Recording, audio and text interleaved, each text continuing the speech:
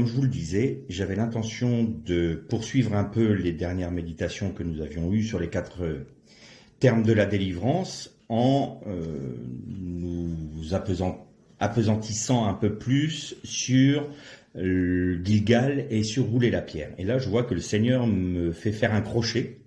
Je pense que la méditation que j'avais l'intention d'apporter sera peut-être l'aboutissement de celle-ci, en espérant que je puisse la faire en une seule fois. J'ai été un peu surpris, mais il y a des vérités qu'il faut aussi reconnaître et auxquelles il faut faire face pour ne pas être séduit, pour ne pas se laisser entraîner dans le monde ambiant, notamment dans le monde chrétien, qui est sous l'influence du monde et de puissances démoniaques et diaboliques, c'est évident. Et donc il y a des moments où il faut savoir se mettre devant le Seigneur et dire « Seigneur, garde-nous, protège-nous ». Et il nous fait toujours la grâce de nous montrer les dangers, de manière à ce que nous ne tombions pas dedans et que nous soyons vigilants pour nos vies. Alors, on va faire 3 lectures pour commencer. On va commencer dans la 2e épître de Pierre, au chapitre 2. Et on va lire à partir... on va lire à partir du 1er verset. Deuxième épître de Pierre, chapitre 2, verset 1. On commence au verset 1. Il y eut de faux prophètes parmi le peuple, de même il y a parmi vous de faux docteurs qui introduiront insidieusement des hérésies de perdition et qui, reniant le maître qui les a rachetés, attireront sur eux une perdition soudaine. Beaucoup les suivront dans leur dérèglement, et à cause d'eux, la voix de la vérité sera calomniée. Par cupidité, ils vous exploiteront au moyen de paroles trompeuses, mais depuis longtemps leur condamnation est en marche et leur perdition n'est pas en sommeil. Car si Dieu n'a pas épargné les anges qui avaient péché, mais les a livrés et précipités dans les abîmes de ténèbres, où ils sont retenus en vue du jugement, s'il n'a pas épargné le monde ancien, mais s'il a préservé 8 personnes dont Noé, prédicateur de la justice, lorsqu'il fit venir le déluge sur le monde d'impies, s'il a condamné à la destruction et réduit en cendres les villes de Sodome et Gomorrhe, les donnant comme exemple aux impies à venir, mais s'il a délivré Lot le juste, profondément affligé par la conduite déréglée de ses criminels, car ce juste qui habitait au milieu d'eux torturait jour et après jour son âme de juste à cause des iniquités qu'il voyait ou entendait. C'est donc que le Seigneur sait délivrer de l'épreuve les hommes pieux et réserver les injustes pour les châtier au jour du jugement. Ceux surtout qui, dans un appétit de souillure, recherchent les plaisirs charnels et méprisent l'autorité du Seigneur. Présomptueux, arrogants, ils ne craignent pas d'injurier les gloires, alors que les anges supérieurs en force et en puissance ne portent pas contre elles de jugement injurieux devant le Seigneur. Mais eux, semblables à des animaux dépourvus de raison et destinés par nature à être capturés et détruits, ils injurient ce qu'ils ignorent. Ils périront par leur propre corruption. L'injustice sera le salaire de l'injustice. Ils trouvent leur plaisir à se livrer à la volupté en plein jour. Ils ne sont que défauts et taches. Ils se délectent de leur tromperie en festoyant avec vous. Ils ont les yeux pleins d'adultère et insatiables au péché. Ils séduisent les âmes mal affermies. Ils ont le cœur exercé à la cupidité. Ce sont des enfants de malédiction. Après avoir quitté le droit chemin, ils se sont égarés en suivant les voies de Balaam, fils de Béor, qui aima un salaire injuste, mais qui fut repris pour sa propre transgression. Une bête de somme muette fit entendre une voix humaine et arrêta la démence du prophète. On fera une deuxième lecture dans l'épître de Jude, au chapitre 1, le seul chapitre, mais on va commencer au verset... On voit à partir dans ce chapitre-là que Jude reprend le même commentaire que Pierre parlant des faux docteurs et des impies. De même, Sodome et Gomorrhe et les villes voisines qui s'élèvèrent à la même manière à la débauche et recherchèrent des unions contre nature. Donc là, on va commencer au verset 4.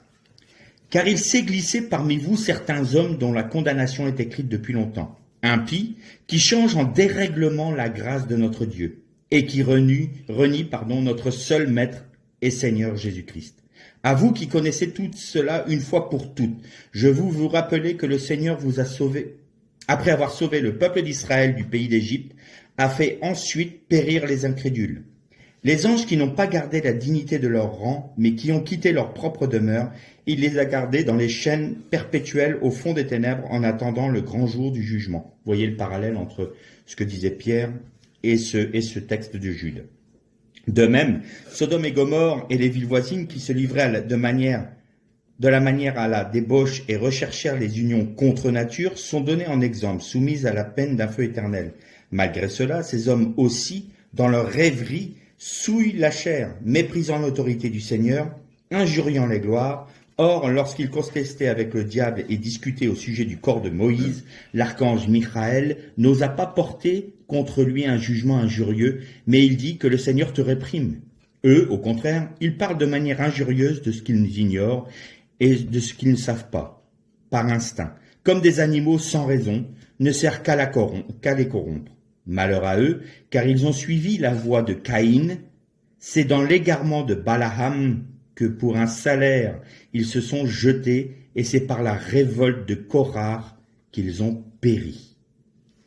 Et on fera une troisième lecture dans le livre de l'Apocalypse, au chapitre 2 et au verset 14. Le Seigneur dit à l'église de Pergame, si je me souviens bien, oui, c'est Pergame ou Smyrne? Pergame.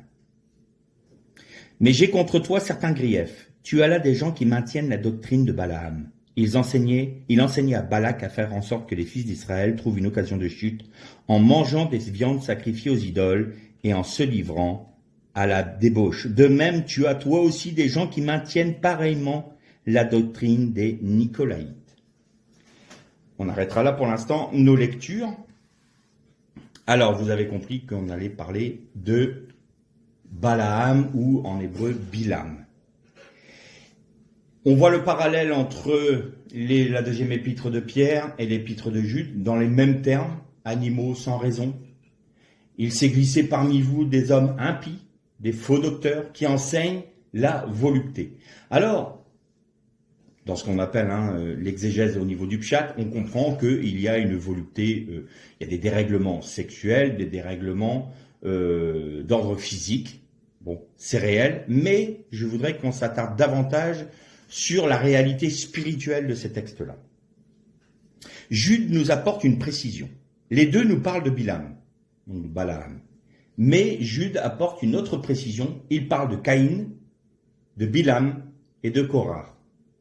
Et il nous montre qu'il y a une révolte contre l'autorité du Seigneur et il y a une manipulation de l'œuvre du Seigneur, de grâce du Seigneur, pour assouvir leurs propres désirs charnels et pour pouvoir vivre selon le dérèglement. Cette doctrine a été défendue. Alors, il y a plusieurs écoles, il y en a certains qui disaient parmi les pères de l'Église que c'était le fameux Nicolas qui était parmi les 7 qui avaient été choisis pour servir aux tables, remplis d'esprit, qui a apostasié et qui a fait une doctrine de Balaam qui est devenue les Nicolaïtes, portant le nom des Nicolaïtes. D'autres disent que c'est un autre Nicolas qui a fait cette doctrine-là. Bon, peu importe. Je ne pense pas que ce soit celui qui a été choisi pour servir aux tables.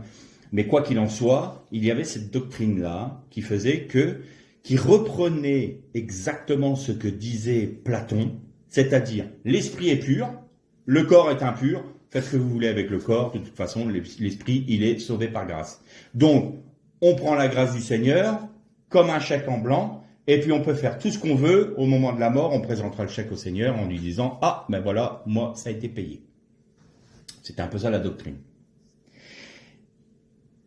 Mais il faut qu'on aille plus profondément là-dedans.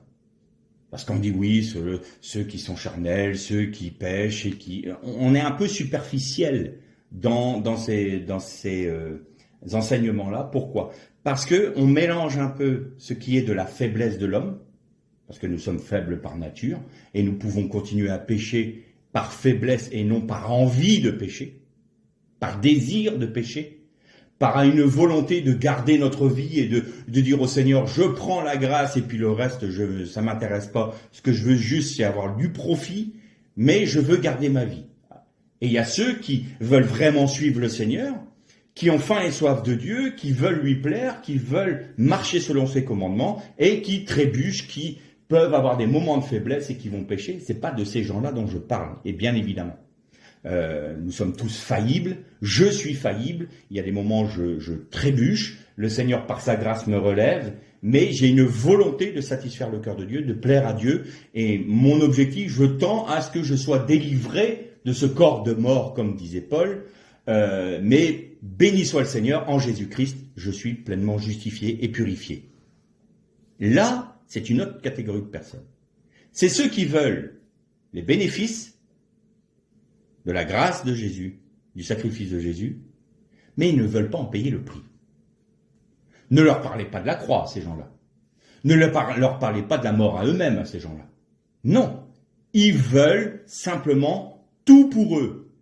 Ils ont peur du jugement, donc on veut se mettre au bénéfice du sacrifice de Jésus, mais de là à suivre Jésus et à obéir à ses commandements, certainement pas, moi je garde ma vie.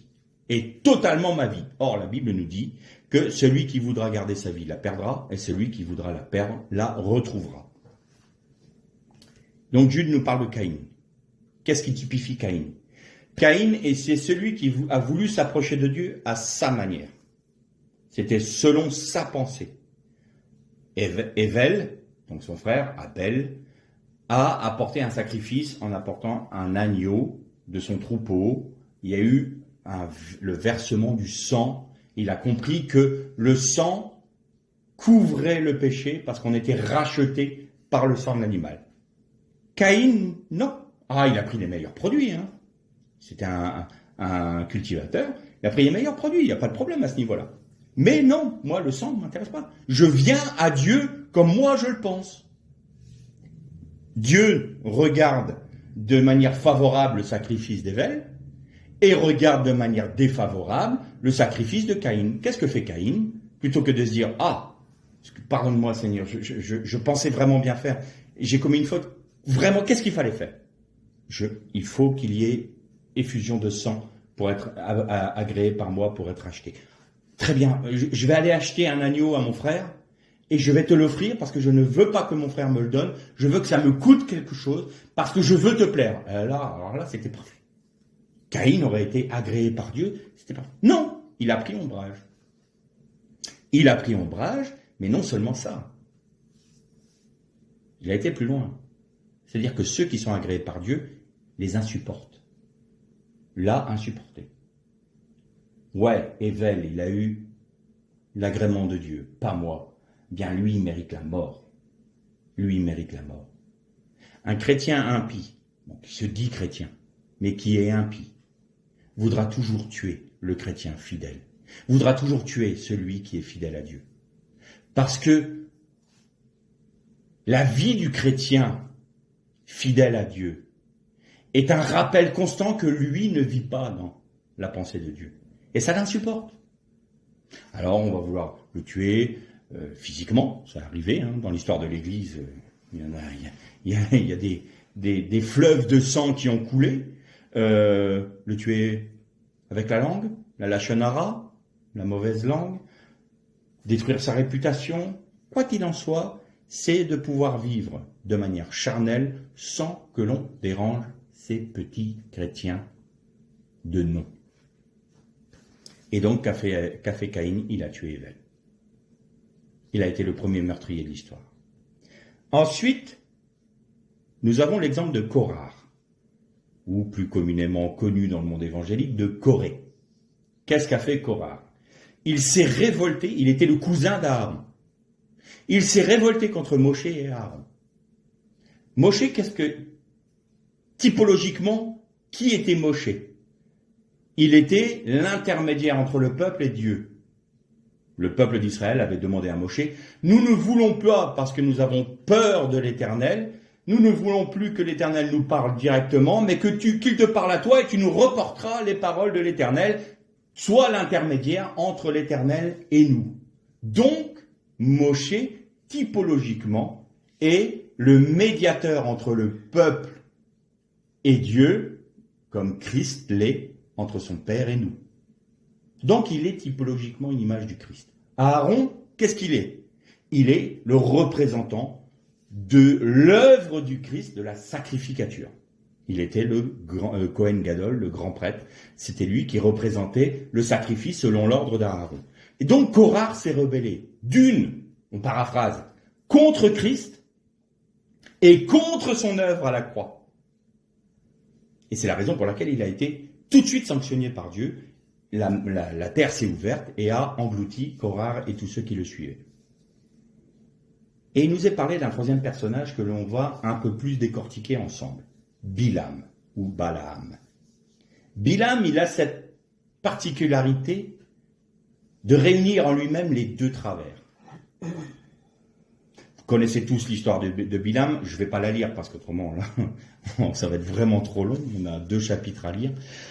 Mais vous savez que Balak, roi de Moab, vient pour demander à Bilam de maudire le peuple d'Israël, et il emmène des émissaires auprès de Bilam en lui disant, ben voilà, le roi de Moab, Balak, voudrait que tu maudisses pour lui le peuple d'Israël, parce qu'ils ont détruit les peuples avant, et notamment Sion, le roi Sion, qui était très puissant et qui a été laminé par Israël. Donc, Balak a eu peur, et il a fait demander même à Midian, donc c'est l'Arabie Saoudite aujourd'hui, de venir l'aider. Il faut savoir que Balak était madianite et qu'il est devenu roi de Moab par un concours de circonstances improbable. Il n'était pas du tout destiné à devenir roi de Moab, mais il est devenu roi de Moab. Donc viens s'il te plaît pour maudire. On nous dit que Balaam était un prophète, mais il n'était pas en Israël. C'était un prophète de quoi? Eh bien, les sages d'Israël disent que Bilam était le prophète des nations et qu'il avait la même hauteur de nefesh, c'est-à-dire d'âme, que Moshe, que Moïse. Mais qu'il était même plus puissant parce qu'il était le prophète des 70 nations, alors que Moshe n'était que le prophète d'Israël. Et c'est la raison pour laquelle la Bible dit « Il n'y eut pas de prophète comme Moshe en Israël ». Sous-entendu, ailleurs, il y en avait. Alors les sages se sont posé la question, pourquoi y avait-il un prophète de la stature de Moshe dans les nations? Ben justement, pour que les nations ne puissent pas dire « Tu as privilégié Israël ». Et si nous avions eu un prophète de la stature de Moshe, nous aussi nous aurions obéi à ta parole et nous aurions suivi tes commandements. Donc là, les nations ont la bouche fermée. Donc ça, c'est ce que les sages d'Israël disaient. Mais effectivement, Bilam était un prophète. Et il avait une particularité, c'est qu'il savait à quel moment Dieu s'irritait contre un peuple. Il avait cette clairvoyance-là. Et ça lui permettait de maudire le peuple en question contre rémunération. Donc les nations se servaient de Bilam pour maudire un peuple, et notamment l'ennemi de Sion avait demandé à Balaam de maudire Sion pour qu'il soit détruit. De même, Moab avait été maudit par Bilam, et au moment de Balak, il n'y avait plus que l'empire du sud, parce que le nord avait été conquis. Et Balak savait très bien cela. Mais on va s'intéresser un peu aux deux personnages. Balak, qui était-il? Balak, c'était l'arrière ou arrière-petit-fils de Yitro, Jéthro, le beau-père de Moshe. Et on nous dit que Balak était Balak ben Tsippor, c'est-à-dire Balak, fils de Tsippor. Tsippor, ça veut dire oiseau, en hébreu. Donc un oiseau. J'ai l'impression que ça ne va pas beaucoup plus loin, mais il y a une raison. Yitro avant s'appelait Yitro Tzipor, l'oiseau. Pourquoi? Parce qu'il était aussi, il faisait dans la magie, et il parcourait les nations pour faire des incantations et pour faire des actes magiques. Et donc on l'appelait Tzipor, l'oiseau, parce qu'il voyageait tellement que, comme un oiseau, il passait les frontières et voilà. Or, Yitro, quand il s'est converti au judaïsme en allant voir Moshe, où Moshe lui a ouvert la porte du peuple d'Israël, il a abandonné le terme de Tzipor pour être que Yitro. Et d'ailleurs, sa fille à Yitro s'appelait Tzipora, la fille de l'oiseau. Petit oiseau. Séphora en français. Mais Balak, lui, a dit non, je relèverai ce nom de Tzipor. Et il est dit que Balak faisait des incantations avec un oiseau. Il avait un oiseau. Et il faisait des incantations avec l'oiseau. Les Romains ont repris, les devins et magiciens romains ont repris cette notion d'incantation avec un oiseau. Et on croit que oiseau de malheur ou oiseau de mauvais augure vient de Rome, mais ça vient d'abord de Balak ben Tzipor, l'oiseau de mauvais augure, parce que Balak, si vous séparez son nom, c'est Bilak,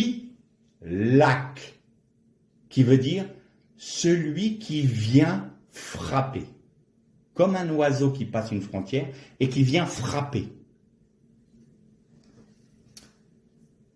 Balaam ou Bilam, c'est autre chose. Lui aussi était un magicien, tout en étant prophète. Ça peut paraître bizarre que quelqu'un qui soit animé par des esprits démoniaques puisse aussi avoir une certaine clairvoyance concernant l'Esprit de Dieu. Mais ça se trouve. Et Bilam avait une jalousie envers Moshe. Parce que les sages d'Israël disent que Bilam, Yitro, Moshe et Job étaient contemporains. Et que Job, Yitro et Bilam étaient conseillers à la cour du pharaon. Yitro a accepté la main tendue de Moshe. Job n'a pas pris parti, mais il a eu les épreuves que l'on connaît pour connaître l'Éternel. Et Bilam n'a pas voulu reconnaître en Israël le peuple de Dieu, et il a voulu lutter contre le peuple de Dieu, tout en étant prophète des nations. Il faut savoir que Bilam est un descendant de Lavan. Laban, beau-père de Jacob, donc d'Israël. Et donc il y a toute une part de jalousie, de conflit et de volonté de supplanter le peuple choisi par Dieu. Pas peuple élu, choisi par Dieu. Et si vous séparez Bilam en deux, vous avez Bal-Ham, celui qui supprime un peuple, celui qui détruit un peuple, littéralement. Si vous prenez les deux dernières lettres du nom de Balak et de Balaam, vous avez un mot qui apparaît. Et ce mot, c'est Amalek. Amalek, c'était quoi? C'est le premier peuple qui a attaqué Israël de manière gratuite et de manière sournoise parce qu'il a attaqué par l'arrière. La queue du peuple qui s'étalait sur ce long cheminement, il y avait 660 000 personnes quand même, et ils sont venus attaquer sur l'arrière-garde, donc les plus faibles, les plus vulnérables, et les venus par derrière pour attaquer. Et Amalek, c'est le peuple Amlak, le peuple qui détruit. Exactement la même chose que Balak. Et Amalek n'a pas réussi. Pourtant, Amalek, il est l'ennemi par excellence. On va se transposer sur le plan spirituel. Amalek, c'est toutes les puissances diaboliques, démoniaques, qui s'expriment dans notre dimension. Ça, c'est Amalek. Vous vous souvenez que je vous ai parlé de la prophétie d'Esther, qu'il y avait Aman, qui était un Amalécite, qui voulait faire la première Shoah et détruire Israël, et détruire le peuple d'Israël à l'époque d'Esther, et où Esther, il y avait en code la date de 1946. Vous savez que ceux qui font des Amalek, il y en a dans toutes les générations. Et vous allez voir que c'est éminemment spirituel. On peut dire, oh là là, c'est tiré par les cheveux quand même, hein, ton histoire là, de dire que les nazis c'était les Amalécites du XXe siècle. Bon, voilà, hein, qui en parle? Attendez. Vous connaissez peut-être un certain Julius Streicher, qui était un nazi de la première heure et un antisémite, mais alors jusqu'à la vulgarité. Il était odieux et il habitait où? À Nuremberg. Et il avait un journal, le journal s'appelait Le Combattant en allemand, et alors il déversait sa haine des Juifs, et il avait une propension, et vous verrez que ça c'est important dans la suite du temps, une proportion maladive à la pornographie. Et alors il accusait les Juifs de violer des femmes allemandes, non juives, enfin il en rajoutait, puis il se délectait de raconter des histoires sur les Juifs, mais toujours avec une connotation pornographique. Vous allez voir que c'est important cette notion-là. Et c'est un des condamnés de Nuremberg qui a été pendu. Vous vous souvenez que les 10 fils d'Aman ont été pendus, que Esther a demandé au roi s'il pouvait y rependre le lendemain. C'était la prophétie pour dire un jour viendra d'autres Amalécites et il faudra qu'ils soient pendus. Et là on avait vu ensemble que les nazis, il y avait 11 condamnés et il y en a 10 qui ont été pendus. Le seul qui a fait, en parenthèse, du bazar pour sa pendaison, ça a été ce fameux Julius Streicher. Et à tel point qu'il a été pendu en caleçon et en maillot de corps, parce qu'il a refusé de s'habiller, il a fallu le porter pour l'amener à l'échafaud.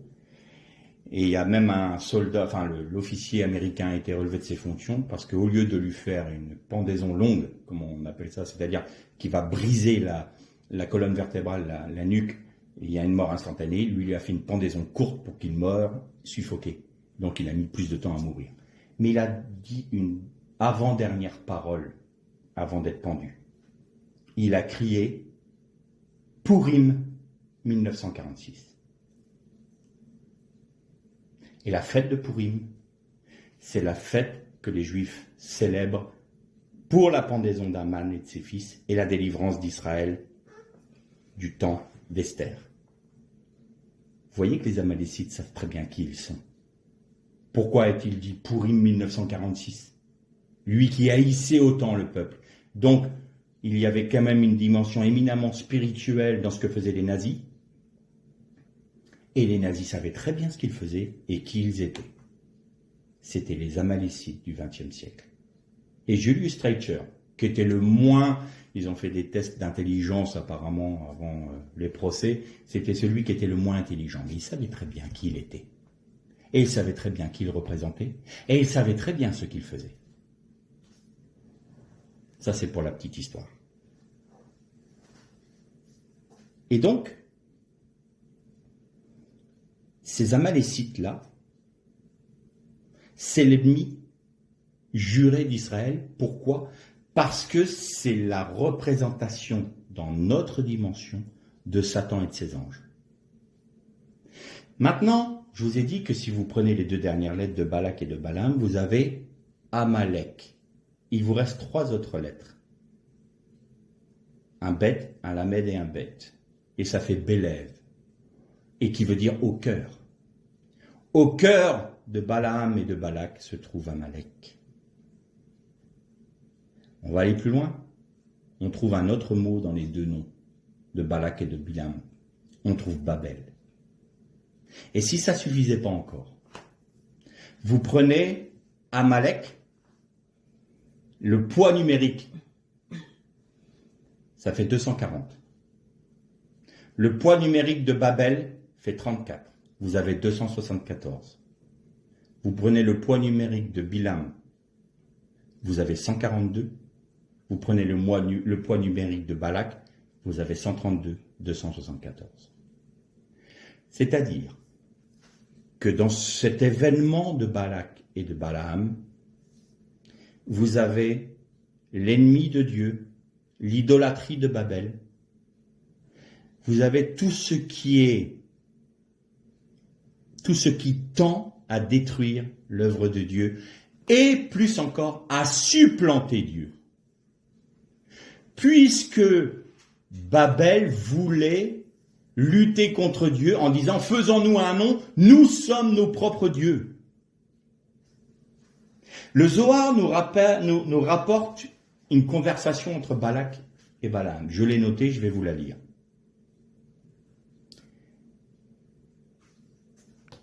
Balak dit à Balaam, « Au temps de la génération de Babel et de sa tour, les gens avaient essayé vainement d'orienter le monde vers le mal. Mais ils n'y sont pas parvenus car la réalisation de ce plan nécessite la parole et l'action. » Balak reprit et dit à Balaam, « Toi qui es le maître de la parole, ce que tu bénis est béni, et ce que tu maudis est maudit. Maudis-moi ce peuple juif.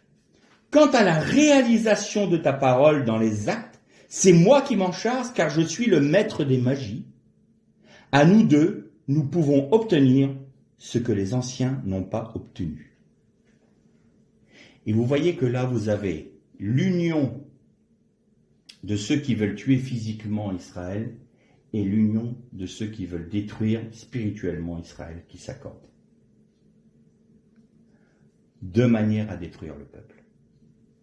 Vous avez Amalek, Babel, qui s'unissent pour détruire Israël et tout ce qu'il représente. Vous allez voir qu'il y a une fin heureuse avec une pointe d'humour du Seigneur. Ça m'a beaucoup interpellé. Et vous savez que dans notre culture, on se dit « Ah, voilà, il y a des expressions, on ne sait pas d'où ça vient, et puis c'est bon. » Balaam avait l'habitude de donner deux expressions araméennes qui ont été traduites en hébreu. La première, c'est Evra Kedebra, qui veut dire « Je crée selon ma parole ». Et l'autre, qui est Ad Hada Heda Kadabra, qui veut dire que la chose soit détruite. Je vous le donne en 1000, ça a donné l'expression kabbalistique abracadabra. C'est de là que vient l'expression, ça vient de Bilam. Donc je crée selon ma parole et que cette chose soit détruite. Bal-Ham, celui qui supprime les peuples. Uni à Bilak, celui qui frappe. Et qui frappe même par-dessus les frontières parce qu'il faisait des incantations avec son oiseau qui avait pour nom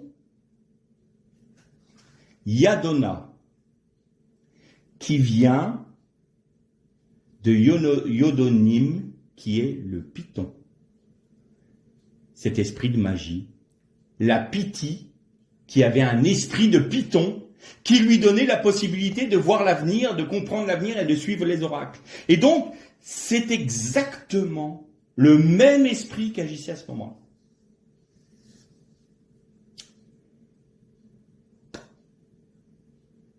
On va continuer à prendre les lettres des deux noms. Parce que le Seigneur, il a dit, oui. Dans vos deux noms, il y a Babel, il y a Amalek, il y a la destruction des peuples, il y a celui qui frappe les peuples. Mais moi, je vais vous faire une belle petite surprise. Je vais prendre vos deux premières lettres. Et vous allez avoir Bilboul. Et Bilboul, c'est je détourne, je change la pensée. Et Bilam est venu pour maudire, il a été obligé de bénir. Il venait pour maudire. Et il n'a pas pu. Il n'a plus que bénir. Alors qu'est-ce qu'il a fait? Il a donné un conseil inique à Balak. Moi, je peux pas le maudire. Tout magicien que je suis, tout celui qui peut maudire et qui détruit, il avait une réputation énorme. Hein. Il est mort, il avait 30 et quelques années. Il a été tué par l'épée. Et il était borgne, Bilam. Et il dit, celui qui a l'œil qui voit la pensée de Dieu, celui qui a l'œil, il parlait que d'un œil, qui connaît les desseins de Dieu. Écoute ce que la parole de Bilal ben Béor va prononcer. Et les sages d'Israël disent qu'avec l'œil crevé, c'était l'œil qui allait sonder les ténèbres pour pouvoir maudire les peuples. Il y a encore une expression qui est venue de ça, le mauvais œil. Ça vient aussi de Bilam. Mais c'est pas surprenant. Bilam réunit en lui la révolte de Korah, Caïn, Babel, Amalek. Tout y est. Tout ce qui est représentation de notre monde, des 4 empires. Je précise une chose. Il y a un midrash qui dit que l'oiseau de Balak était fait de 4 métaux. Or, argent, airain et fer. Ça vous rappelle pas la statue de Daniel? Vous avez l'esprit de Python et vous avez les incantations faites avec un oiseau, les magiciens, les forces occultes, les puissances occultes. Et là, ce qui nous surprend tout de même, c'est que Jude, Pierre et Jean dans son Apocalypse nous disent « Vous avez parmi vous des gens qui défendent la doctrine de Balaam. » Alors, est-ce qu'on s'imagine une seule seconde que ceux qui défendent cette doctrine-là défendent tout ce que Balaam représente? Caïn, Korah, Amalek, les forces occultes, les divinations et l'idolâtrie. Ça fait beaucoup pour un seul homme. Et pourtant, c'est la réalité.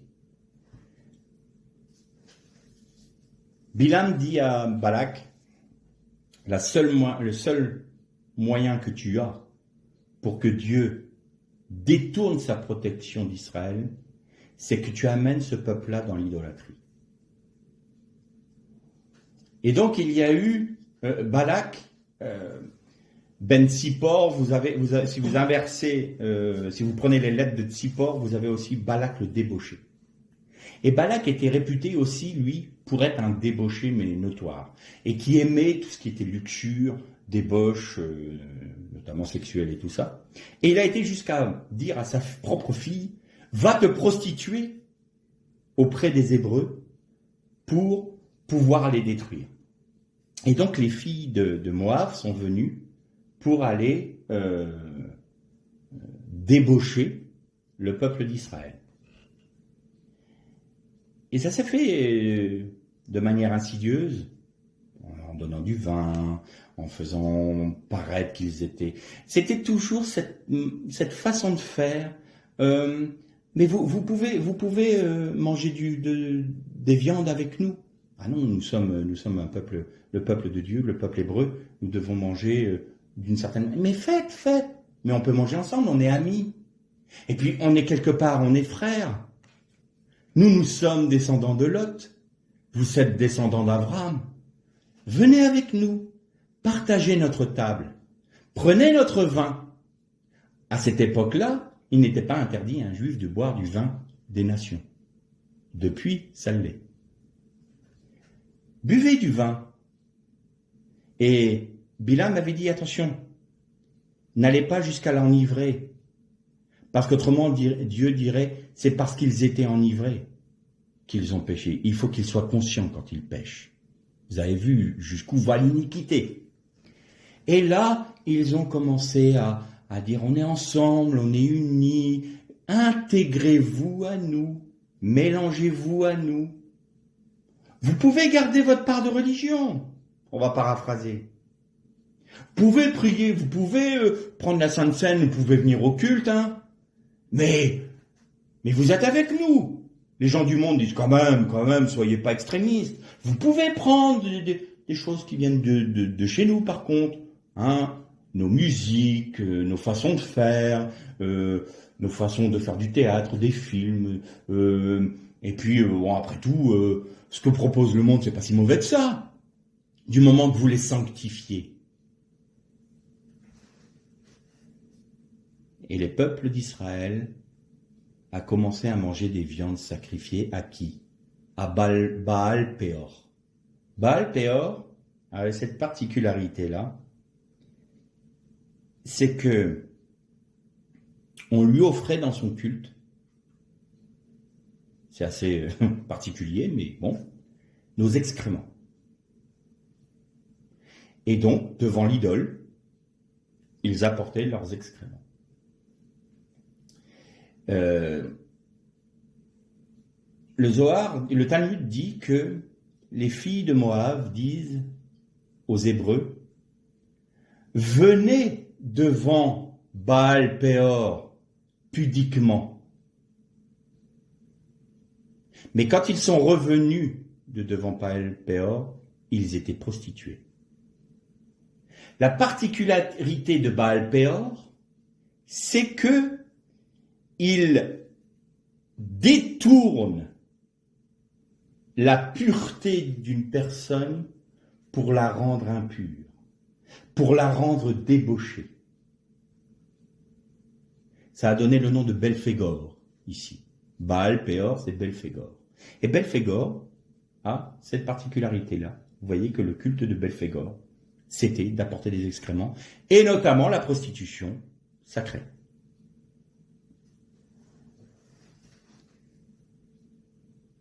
Tout ça pour dire quoi? Quelle était la doctrine des Nicolaïtes? C'était de faire en sorte que l'idolâtrie devienne quelque chose de naturel dans le peuple de Dieu, dans l'Église. On comprend dans les textes que nous avons lus qu'ils mangeaient des viandes sacrifiées aux idoles. C'est pas gênant, allez. Mais pas dans le sens de la liberté en Jésus-Christ, comme le dit Paul. Il y en a qui se sentent repris et d'autres non. Non, dans une volonté, quand vous avez quelqu'un, comme je disais tout à l'heure, qui veut faire la volonté de Dieu, qui aime Dieu, et qui est prêt à perdre sa vie pour Dieu, il a une liberté. Pourquoi? Parce qu'il n'est pas attiré par les choses de Satan, on va dire. Mais ceux qui veulent garder leur vie, c'est l'état d'esprit dans lequel ils y vont qui pose problème. Moi, je mange des viandes sacrifiées aux idoles, mais je sais très bien qu'elles sont sacrifiées aux idoles et ça ne me dérange pas, parce qu'après tout, moi, cette idole-là, moi, elle me permet de garder ma vie dans la débauche, vous voyez, on en laisse beaucoup. On veut le salut, hein. Mais alors, perdre tout ce que j'ai dans ma vie, ah non. Ah non, Seigneur, non. Moi, je veux faire ce que je veux. Je veux bien venir à toi, mais à ma manière. Ça, c'est Caïn. Et puis Jésus qui me dit, suivez mes ordonnances. Eh, oh, dis donc, si j'ai envie, hein. Qui c'est qui t'arroge le droit de diriger ma vie? Ça, c'est Korah. Et puis après tout, quand je vois ceux qui se disent c'est des puritains ceux-là, ils me cassent les pieds, je peux pas les supporter, et ils m'agacent tellement que j'ai envie de les détruire, tellement je supporte pas leur façon de vivre, hein, comme si c'était des bons chrétiens, mais je suis sûr qu'ils sont pas si bons que ça, hein, ils sont toujours en train de me faire le reproche. Non, ils ne font pas le reproche, ils vivent simplement leur foi. Oui, mais j'aime pas leur façon de vivre leur foi. Bah non, parce que ça te dérange. Ça, c'est Bilam et Balak. Puis en fin de compte, t'es animé par quel esprit? Amalek, Babel, Balaam, Balak, Caïd, Korah. Ah oui. Et bien ça, on va réduire tous ces noms-là en un seul mot. Tu es animé par l'esprit de l'Antichrist. C'est aussi simple que ça. Tu es animé par l'esprit de l'Antichrist. Et alors, on parle pas du tout là de débauche sexuelle. là on va rentrer dans le spirituel. La débauche sexuelle est une dérive de ce dont je vais parler maintenant. Quand Dieu parle d'Israël qui s'est donné au culte d'autres dieux, comment la traite-t-il? Il dit, tu es une épouse infidèle, tu t'es prostituée, tu es une épouse adultère. Là, on a la débauche spirituelle. C'est-à-dire que celui qui veut garder sa vie, celui qui aime, qui s'aime plus que Dieu, donc qui s'idolâtre, est un adultère aux yeux de Dieu. C'est un débauché aux yeux de Dieu parce qu'il détourne la grâce du Christ pour en faire quelque chose de souillé. Garder sa vie, refuser la croix, ne pas accepter l'autorité du Christ dans sa vie, c'était un débauché spirituel. On est des adultères spirituels. Et ceux qui sciemment le font, on peut sérieusement douter d'ailleurs même de leur conversion. Je vais jusque-là. Il y en a certains, je répète, je ne parle pas de la faiblesse, je ne parle pas de nos faiblesses quand on est faillible, on aime Dieu, on veut servir Dieu, on veut le suivre, on veut l'aimer de tout notre cœur. Ce n'est pas de ces personnes-là dont je parle. Je parle de ceux qui veulent vraiment nuire et ils veulent tous les cadeaux mais ne rien donner. Je doute de leur conversion. Parce que ça va jusqu'au point où ils détournent tellement la grâce du Christ, ils se mettent tellement en avant, qu'en fin de compte, le monde, il y a une loi spirituelle. Les païens, qui s'adonnaient au paganisme, c'est-à-dire au culte d'autres dieux, avaient une particularité, c'est qu'ils étaient débauchés au niveau sexuel, notamment dans l'homosexualité, l'adultère, toutes ces choses-là, se propageaient dans ces peuples-là. Et d'ailleurs, on voit bien qu'aujourd'hui, le résultat, dans nos sociétés, c'est aussi un jugement. Et dans le monde chrétien, sans aller, parce qu'il faut donner une bonne image, et quand vous voyez des femmes qui sont habillées de manière plus provocante, qui sont plus ou moins dénudées ou très moulées, vous voyez bien qu'il y a un esprit qui est derrière, il y a quelque chose qui n'est pas normal. La Bible nous dit, soyez habillés de manière décente. C'était dans les années 80, le frère Gilbert Riggenbach, qui disait, il y a des moments où je regarde des sœurs dans l'église, j'ai envie de leur dire, enlevez le foulard de vos yeux, mettez-le sur les genoux, parce que les jupes étaient trop courtes. Vous voyez tout ça, on voit bien qu'il y a un esprit derrière. Oh, mais quand même, j'ai pas trompé mon mari, je suis pas en train de courir tous les garçons. Non, c'est pas ce que je suis en train de dire. Je dis, mais peut-être que la façon dont tu te tiens dans l'assemblée est peut-être le résultat d'une attitude intérieure. Vous allez me dire, mais attention, tu vas loin dans ce que tu dis. Non, je mets en garde. Peut-être que ça va loin, peut-être que ça heurte des personnes. Ça, c'est possible. Mais je mets en garde. Parce qu'il y a des lois spirituelles. On peut nier la loi de la gravité. Si je me jette d'un immeuble, je m'écraserai en bas. Je peux la nier en disant non, j'y crois pas. Arrivé en bas, j'y croirai. On peut nier les lois spirituelles. Mais non. Reconnaissons l'arbre à ses fruits. Maintenant, je précise une chose. Parce que ça peut paraître assez dur, puis se dire, mais tout le monde est en train de partir dans l'idolâtrie. Satan va s'attaquer de manière très particulière aux serviteurs de Dieu. C'est eux qui vont être en première ligne des attaques. Pourquoi? Parce que s'il arrive à détourner un serviteur de Dieu, lui va enseigner le peuple. Et s'il enseigne le peuple selon les modèles des Nicolaïtes, Satan gagne une assemblée. Alors quel est le remède pour nous contre ce risque-là? C'est la Bible. Il est écrit. Nous devons nous familiariser avec la Torah, avec la parole de Dieu. Nous devons nous en imprégner. Nous devons la connaître. Nous devons demander au Seigneur de nous l'expliquer. Nous devons demander au Seigneur de nous révéler sa pensée. Mais il y a encore une chose. Et là, je pense que c'est ça qui va introduire la prochaine méditation en parlant de Gilgal. Il il faut accepter de perdre sa vie. Il n'y a pas d'autre choix. Il n'y a pas d'autre choix. C'est tout pour Dieu, tout pour lui. Si on veut garder une part de notre vie, il y en a certains, ils sont sauvés, il n'y a aucun problème, ils ont le salut, ils n'ont pas conscience d'être comme ça, c'est pas des vicieux, je dirais. Mais il y a des vicieux dans le monde chrétien. D'ailleurs, Jude et Pierre, il s'est glissé parmi vous. Des gens qui ont abandonné la foi. Il le dit, ils ont abandonné. Parfois on entend « Ah, mais on ne peut pas perdre le salut, on ne peut pas perdre le salut. » Oui, je suis d'accord, on ne peut pas le perdre, mais on peut en sortir. Et eux ont décidé d'en sortir. Attention, toi qui es debout, prends garde de ne pas tomber. Ça aussi c'est biblique. Ça aussi c'est dans la parole. Et donc, on est dans un temps où il y a une pression du monde telle que nous sommes soumis à des assauts spirituels.